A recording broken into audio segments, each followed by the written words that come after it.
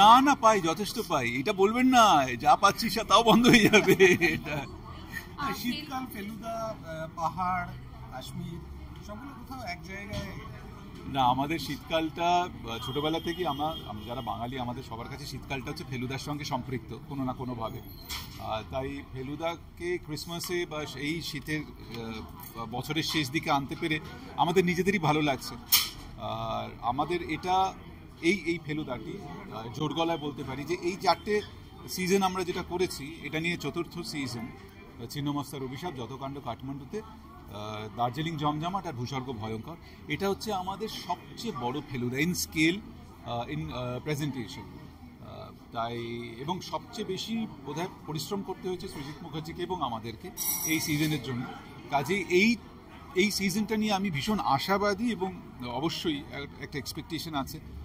আমাদের তো আলটিমেট পরীক্ষক দর্শক আপনারা দেখতেই পাবেন আজ রাত থেকে, অর্থাৎ 19 তারিখ রাত 12টা, ইংলিশ মতে রাত 12টার পর 20 তারিখ হয়ে যায়, বাট বাংলা মতে 19-এর রাত থেকে দেখতে পারবেন। তো অবশ্যই আমাদের জানাবেন আপনাদের কেমন লাগবে।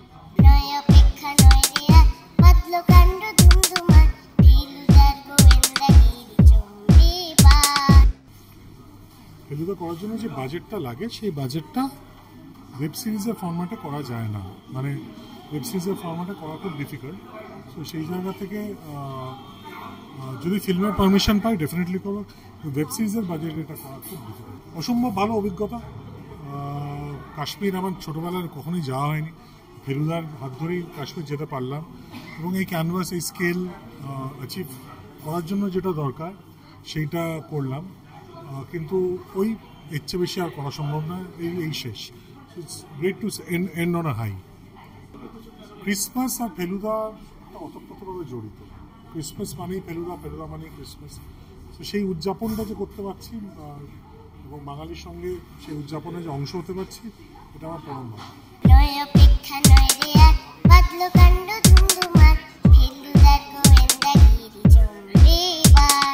এই অডিটোরিয়ামে ফেলুদার ফিল্ম দেখবার বারবার অভিজ্ঞতা আছে। কাজেই সেই জায়গা থেকে নতুন দিনের ফেলুদা, সৃজিতের ফেলুদা, সেটা বড় পর্দায় দেখতে পাবো। এটা একটা রোমাঞ্চের ব্যাপার। মানে ফেলুদা, সত্যজিতের ফেলুদা আমরা দেখেছি, সন্দীপ রায়ের ফেলুদা দেখেছি, সৃজিতের ফেলুদা কোথায় থেকে আলাদা? বা সৃজিত মানুষটা তো আলাদা, প্রত্যেক মানুষই আলাদা করে বানাবেন। অরিন্দম দাও বানিয়েছেন, কাজেই পরমব্রতের ফেলুদাও আমরা দেখেছি। সবার মধ্যে একটা আলাদা ফ্লেভার পাওয়া যায়। আমার সবই ভালো, মানে সবার কাজই আলাদা আলাদা করে, আলাদা আলাদা কারণে ভাল লাগে। শীতকাল বললে কোথাও কি অবভিয়াস ভাবে পাহাড়, রহস্য, রোমাঞ্চ, উপন্যাস এগুলো বাঙালির মাথায় আসে নাকি না? না, এটা আমাদের ছোটবেলায় তো পূজা বার্ষিকীর ব্যাপার ছিল এগুলো। শীতকাল বললে অবভিয়াসলি ব্যাপারটাকে করেছেন সন্দীপ রায়।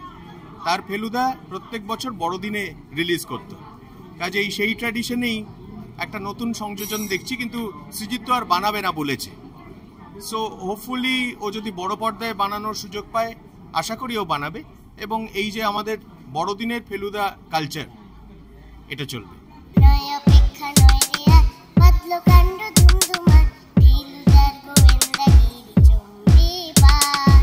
ফেলুদা, লালমোহন গাঙ্গুলি, তপসি, আমার কাছে প্রাইমারি ট্রায়াল হচ্ছে সৃজিত মুখার্জি, টোটো রায়চৌধুরী আর সত্যজিৎ রায় বা ফেলুদা, আমরা যাকেই বলে থাকি। এই ট্রায়ালটা দেখার জন্য আমি খুব উৎসুক। শীত পড়েছে, আমাদের এখানে শীত পড়ে না, আমাদের এখানে অল্প গরম আর বেশি গরম পড়ে। তো এই কম গরমে আর কি এই ছবিটা দিয়েই শুরু করতে চাই।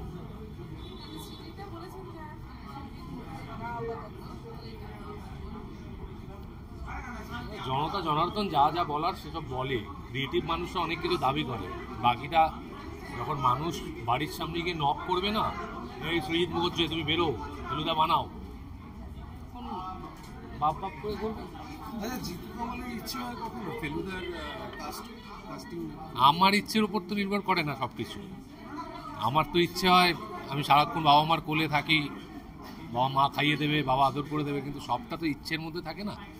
কাজ করতে হয়, কর্ম করতে হয়, ঠিক তেমনই তৈরি হয় আর কি। মানে এটা হচ্ছে নেচারস রুল।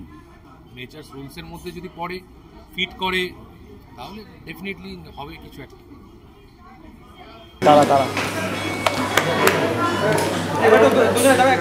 প্রত্যেকটা সিরিজই যদি একবার করে একটু বড় পর্দায় দেখতে পারতাম খুব ভালো লাগতো, মানে স্পেশালি আবার প্রলয়ের মতো একটা সিরিজ যখন করেছিলাম ওটার বেশ একটা বড় পর্দার ব্যাপার ছিল। তবে হ্যাঁ, ফেলুদার একটা আলাদা চার্ম আর ফেলুদার একটা আলাদা জায়গা, এবং সেটা সৃজিতদার তৈরি করা ফেলুদা বড় পর্দায় প্রথমবার দেখা যাবে, এটা খুব ইন্টারেস্টিং আমার কাছে। আমি ভীষণ এক্সাইটেড, কারণ সত্যি আমরা যারা বিঞ্জ ওয়াচ করতে ভালোবাসি তারা যদি সত্যি এরকম বড় স্ক্রিনে এরকমভাবে ওটিটি সিরিজ দেখতে পারি, মানে টানা 3-4 ঘন্টা দারুণ হয় পপকর্নের সাথে। আর বাড়ির ফেলুদা কি বলছেন? এই ফেলুদা, বাড়ির ফেলুদা তো আজকে আসার কথা ছিল কিন্তু কাজে আটকে গেছেন বলে আসতে পারেননি। তবে বাবা, আমার ধারণা বাবা দেখেছেন এবং বাবা বোধহয় সৃজিতদাকে জানিয়েওছেন কীরকম লেগেছে, এবং টোটা রায়চৌধুরী বাবার ভীষণ কাছের একজন মানুষ, এবং আমাদের সকলেরই অ্যাজ এ ফ্যামিলি। আমি খুবই অল্প বয়স থেকে তাকে চিনি বলে তাকে টোটা কাকু বলে ডাকি, কারণ তখন আমি একদম এইটুকু ছিলাম, কিন্তু মানে আমাদের ভীষণ কাছের একজন মানুষ, এবং তাকে ফেলুদা হিসেবে দেখতে পেরে আমার পার্সোনালি ভীষণ ভালো লেগেছে। কারণ তিনি আগে যারা ফেলুদা করেছেন তাদের প্রতি রেসপেক্ট রেখেই নিজের মতো করে ফেলুদা করেছেন, এবং সবটাই মানে খুব ভালো লাগার জায়গা।